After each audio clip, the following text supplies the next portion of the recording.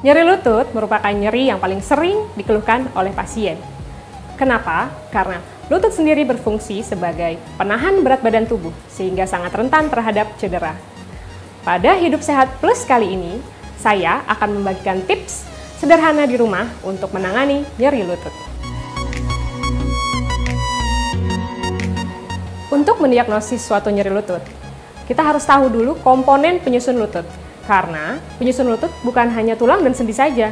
Di situ banyak komponen-komponen lain yang bisa menjadi source of pain atau sumber nyeri.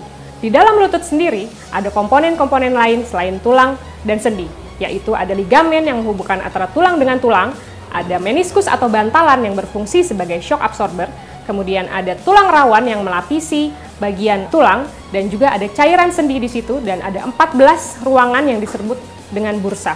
Kesemua komponen tersebut bisa menyebabkan nyeri. Untuk mengetahui penyebab dari nyeri lutut, kita harus tahu kerusakannya di sebelah mana dan di jaringan yang mana. Tapi, ada kiat-kiat khusus untuk mendiagnosis suatu nyeri lutut. Biasanya yang paling sering terjadi adalah cedera otot atau cedera olahraga, di mana cedera olahraga tersebut bisa menyebabkan robekan pada meniskus dan ligamen. Pada usia tua atau di atas 50 tahun, yang paling sering terjadi adalah kerusakan pada tulang rawan atau yang biasa disebut sebagai osteoartritis. Tips yang pertama adalah pengompresan. Untuk pengompresan, kadang-kadang pasien sering bertanya, kompres dingin atau kompres hangat? Sebenarnya, dua-duanya bisa dikerjakan. Asalkan tahu pada fase apa nyeri lutut itu berada dan kondisi apa lutut pada saat itu. Pada fase akut, di mana keluhan utama pasien biasanya adalah nyeri yang sangat menonjol dan terjadi pembengkakan.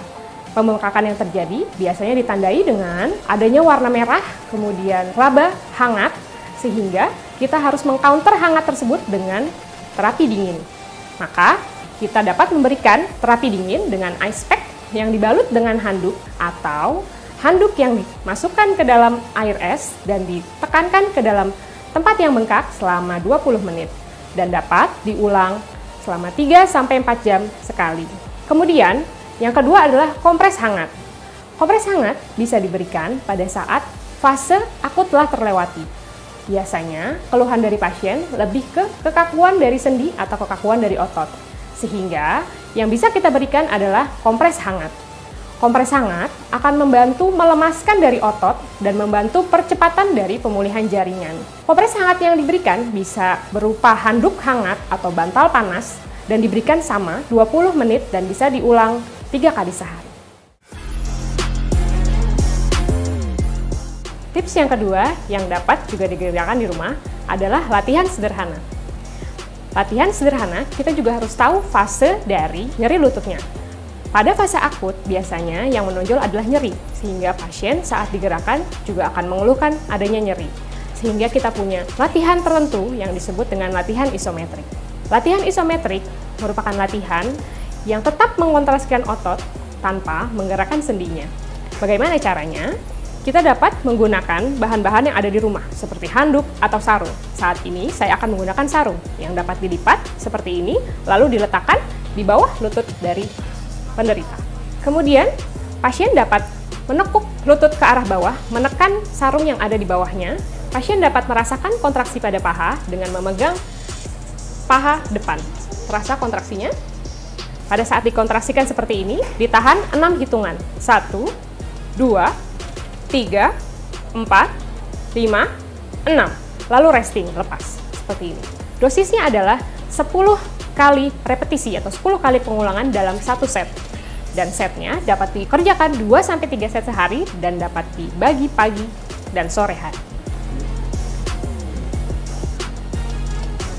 Untuk latihan yang kedua, biasanya diberikan pada fase subakut atau kronik, di mana nyeri sudah berkurang dan pembengkakan juga sudah berkurang. Target utama dari latihan ini adalah 2 otot penyusun tulang lutut, yaitu otot paha depan atau yang biasa kita sebut dengan otot quadriceps dan otot paha belakang yang biasa kita sebut dengan otot hamstring.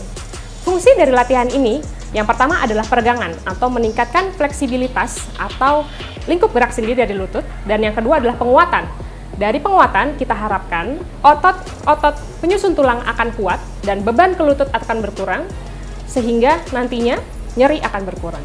Yang pertama akan saya lakukan yaitu adalah peregangan dari otot paha belakang atau hamstring.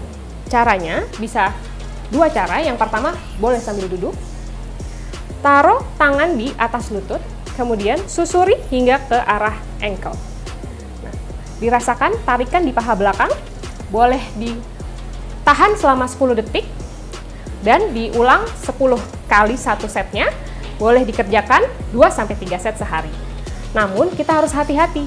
Pada pasien-pasien lansia, biasanya sudah ada keluhan nyeri pinggang, sehingga kita bisa melakukan modifikasi dari latihan ini dengan cara tiduran. Oke. Sama tujuannya untuk meregangkan otot paha belakang, namun kalau tiduran kita membutuhkan bantuan dari handuk atau boleh shawl seperti ini untuk mengangkat kaki. Boleh dipegang, dililitkan di kaki bawah, kemudian dipegang sebelahnya, dan tarik ke arah atas. Seperti ini. Rasakan tarikan di paha belakang. Terasa? Oke. Bisa ditahan 10 hitungan dan sama seperti tadi 2-3 set per hari. Oke, boleh diturunkan. Kemudian kita masuk ke penguatan dari paha belakang.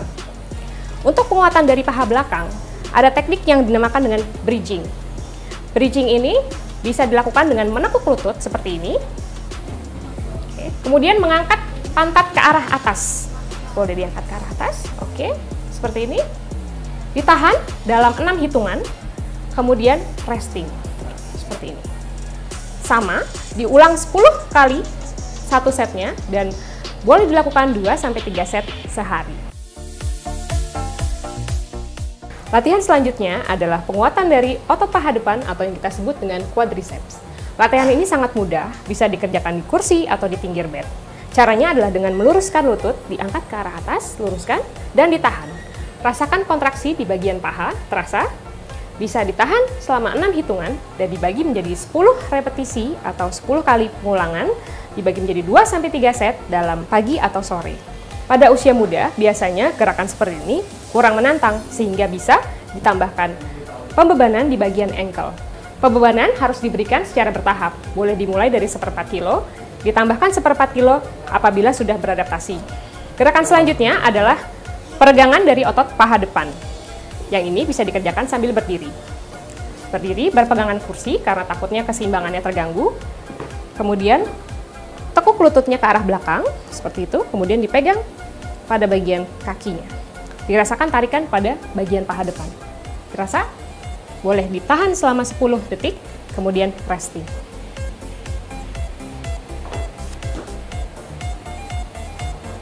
Saya, Dr. Anditya Dwi Ananda, spesialis kedokteran fisik dan rehabilitasi untuk Hidup Sehat Plus.